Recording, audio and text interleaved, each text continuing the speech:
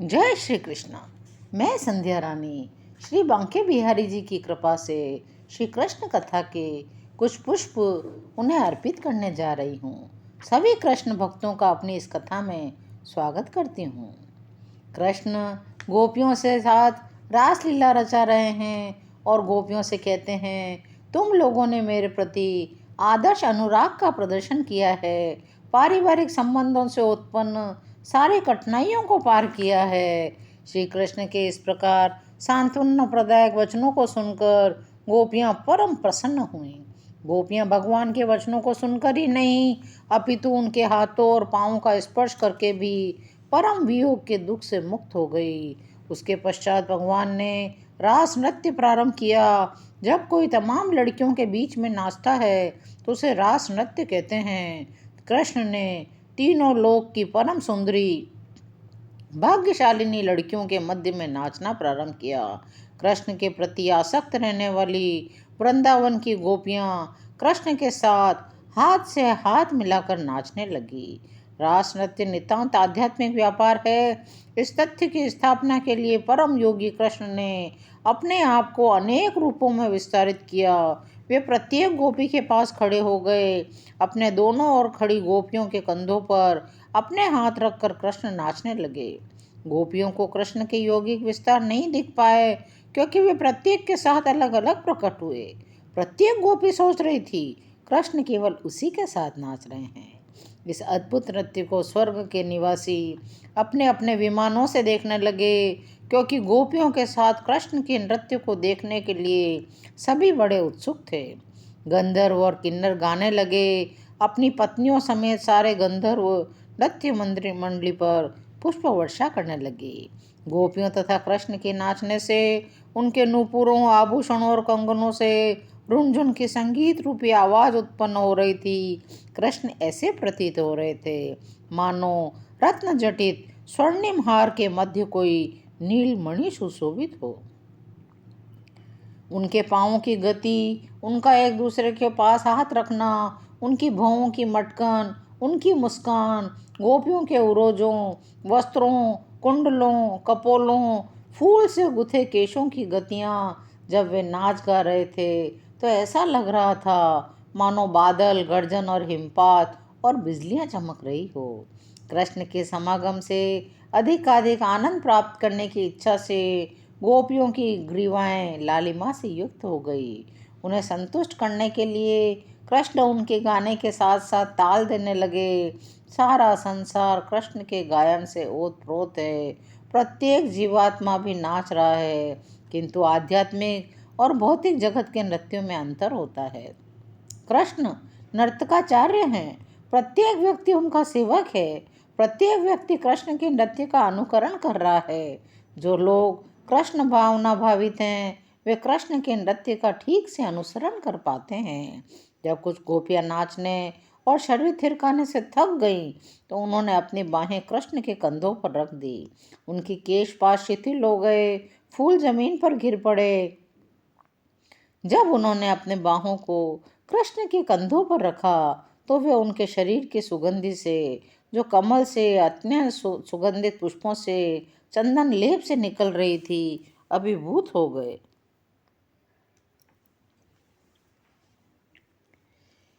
गोपियों ने कृष्ण के कपोलों से अपने कपोल सटा दिए। कृष्ण ने उन्हें अपने मुख की चबाई सुपारी दी, जिसे उन्होंने चुम्बन लेकर अत्यंत हर्ष के साथ ग्रहण किया। बहुत देर तक नाचने और गाने से गोपियां थक गई। गोपियों ने लक्ष्मीपति कृष्ण के साथ इतना आनंद लूटा कि वे तो भूल ही गईं कि उनके कोई अन्य पति भी हैं। कृष्ण के साथ नाचने, गाने, उनकी भुजाओं द्वारा आलिंगित होकर वे सर्वस्व भूल गई। ये समस्त गोपियां कृष्ण की आह्लादनी शक्ति की विस्तार हैं।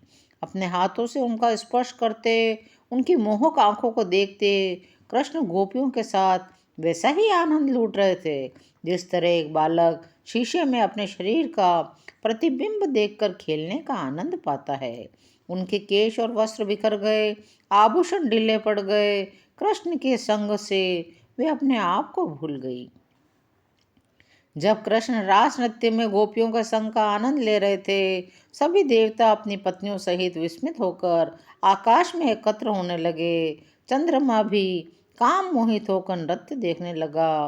गोपियों ने देवी कात्यायनी से प्रार्थना की थी कि उन्हें पति के रूप में कृष्ण प्राप्त हो। अब कृष्ण ने स्वयं को गोपियों की संख्या के अनुरूप विस्तारित करके पति रूप में उनका भोग करके उनकी उस इच्छा की पूर्ति कर रहे थे।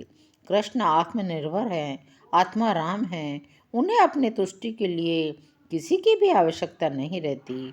क्योंकि गोपियों ने उन्हें पति रूप में चाहा था, इसलिए वे उनकी इच्छा पूर्ति कर रहे थे।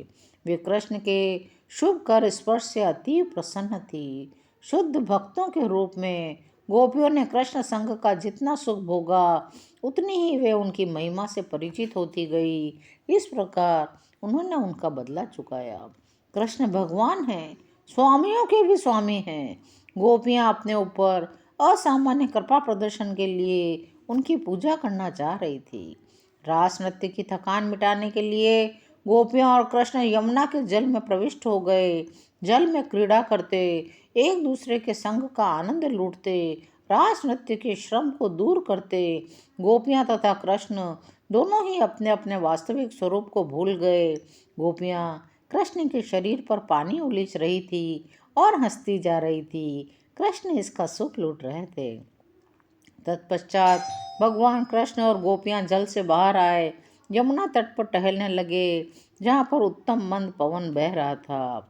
अपने साथ जल तथा स्थल में उगे विविध पुष्पों की सुगंधि लिए था। इस प्रकार शरद की चांदनी में कृष्ण ने गोपियों के संग आनंद लूटा।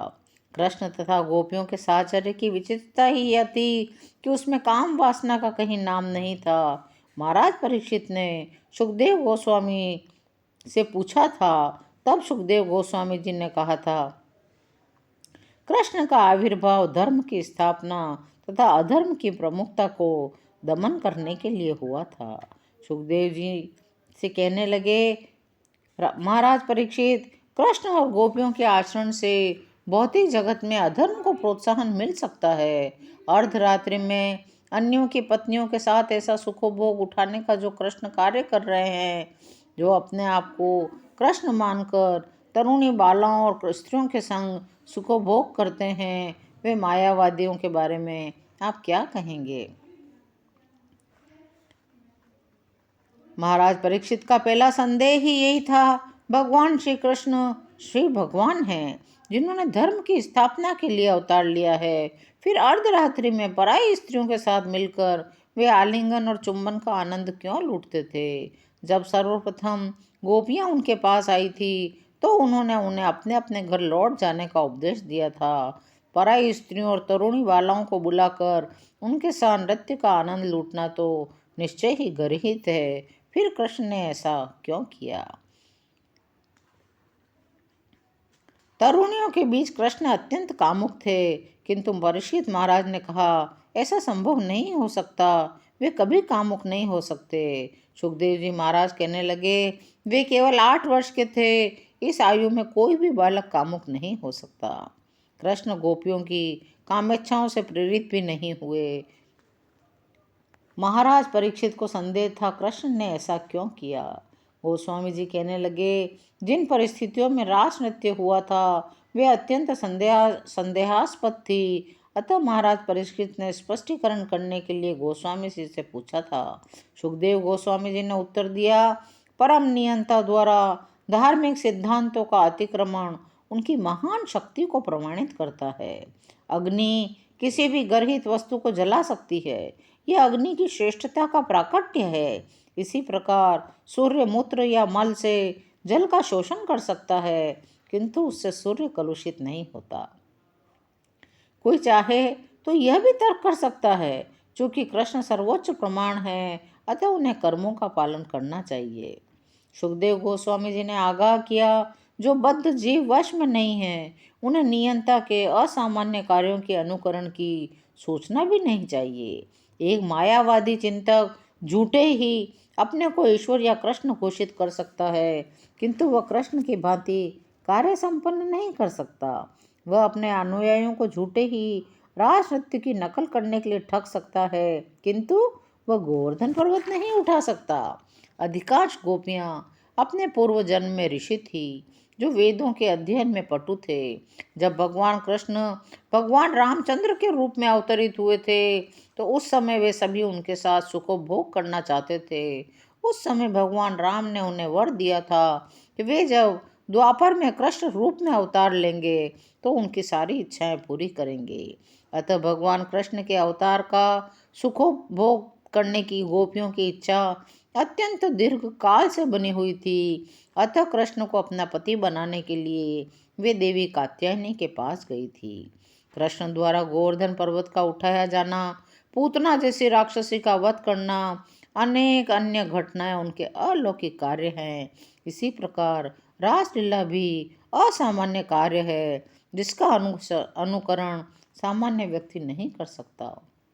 ऋषिगण, भक्तजन जो समस्त बद्ध जीवन से मुक्त है, अपने अंतःकरण में कृष्ण को धारण करके इस कलमशग्रस्त संसार में कहीं भी विचरण कर सकते हैं। इस प्रकार वे प्रकृति के गुणों के सुख तो दुख के नियमों के वश में नहीं होते, तो फिर भला कृष्ण के लिए कर्म के नियमों के वशीभूत होना क्यों कर संभव है, जब वे अपनी अंतरंगा शक्ति से प्रकट होने वाले हैं। कृष्ण सबके हृदय में स्थित हैं।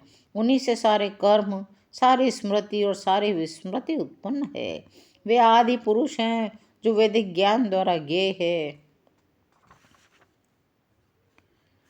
कृष्ण के साथ नाचने वाली सारी गोपिकाएं अपने अपने भौतिक शरीरों में नहीं थी। उनके पति तो समझते थे उनकी पत्नियां उनके पास सोई हैं। गोपियों के तथाकथित पति कृष्ण की बहिरंगा शक्ति के प्रभाव से आसक्त थे। इसी शक्ति के कारण वे जान ही नहीं सके कि उनकी पत्नियां कृष्ण के साथ नृत्य करने गई हुई है। गोपियों के शरीर तो उनके पतियों के पास थे, शैया पर लेटे हुए थे, किंतु कृष्ण के अंश तो उनके साथ नाच रहे थे। कृष्ण परम पुरुष, परम आत्मा है। वे गोपियों के आध्यात्मिक शरीर के साथ नृत्य करते थे। उन पर किसी तरह का आरोप नहीं लगाया जा सकता। जब ब्रह्म मुहूर्त हो गया तो कृष्ण ने उन्हें कहा कि गोपियां, अब आप अपने घर जाइए। यद्यपि गोपियां उनका संग छोड़ने के लिए तैयार नहीं थी, किंतु वे आज्ञाकारिणी थी। वे कृष्ण की परम प्रिय थी। जो ही कृष्ण ने उन्हें घर जाने का आदेश दिया, त्यों ही वे घर लौट गई। कृष्ण और गोपियों की लीलाओं को यदि किसी अधिकारी से सुनते हैं, तो वह सबसे भयानक रोग काम से मुक्त हो जाते हैं। यदि कोई सचमुच रासलीला को सुनता है, तो विषय जीवन की सारी विषय वासनाओं से मुक्त हो जाता है और आध्यात्मिक ज्ञान के परम पद को प्राप्त होता है। जो श्री भगवान के रूप में कृष्ण पर अपनी श्रद्धा उत्पन्न कर लेता है, वह इस कथा को सुना सकता है और सुन भी सकता है। मनुष्य को इस कथा को ऐसे प्रामाणिक व्यक्ति से ही सुनना चाहिए, जो गुरु परंपरा में हो, सदैव कृष्ण भक्ति में लगा रहता हो। रासलीला के श्रवण से मनुष्य आध्यात्मिक जीवन के सर्वोच्च पद को प्राप्त होता है। भक्तों की प्रसन्नता के लिए कृष्ण कुछ भी कर सकते हैं। इसी प्रकार चूंकि गोपियां कृष्ण के साथ आनंद भोग करना चाहती थी, अतः उन्हें दीर्घ काल तक सानिध्य प्राप्त करने का अवसर मिला। जब कृष्ण ने यमुना के चीर घाट में स्नान करती गोपियों का चीर हरण किया था, तो उन्होंने वादा किया था भविष्य में किसी रात वे उनकी इच्छा पूर्ण करेंगे। अतः गोपियों ने एक रात कृष्ण के साथ अपने प्राण प्रिय पति के रूप में बिताई, किंतु वह रात कोई साधारण रात न थी। वह ब्रह्मा की रात थी, लाखों वर्षों तक चलती रही। कृष्ण के लिए सब कुछ कर सकना संभव है, क्योंकि वे परम अधिष्ठाता हैं। रास नृत्य का यह वर्णन आज यहीं विराम लेता है। शेष कथा हम अगले अंकों में कहेंगे। यदि आपको कृष्ण कथा सुनने में आनंद आ रहा हो, तो चैनल को लाइक, शेयर और सब्सक्राइब करिए। कमेंट में जय श्री कृष्णा अवश्य लिखिए। जय श्री कृष्णा।